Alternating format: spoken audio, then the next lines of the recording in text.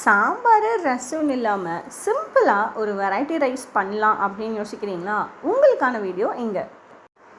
நிறைய இன்க்ரீடியன்ட்ஸ் எதுவுமே இல்லாமல் வெங்காயம் மட்டும் வச்சு சிம்பிளாக ஒரு lunch box recipe onion rice.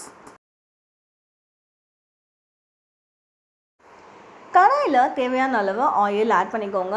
பின்னாடியே கொஞ்சமாக கடலைப்பருப்பு, கொஞ்சமாக உளுத்தம்பருப்பு, ஒரு ஸ்பூன் கடுகு, ஒரு ஸ்பூன் சீரகம் ஆட் பண்ணியிருக்கிற எல்லாமே புரிஞ்ச உடனே 2 மீடியம் சைஸ் வெங்காயத்தை நீல வாக்கில் கட் பண்ணி ஆட் பண்ணிக்கோங்க. காரத்துக்கு ஏற்ற மாதிரி பச்சை மிளகாய், ஃப்ளேவருக்கு கருவேப்பிலை.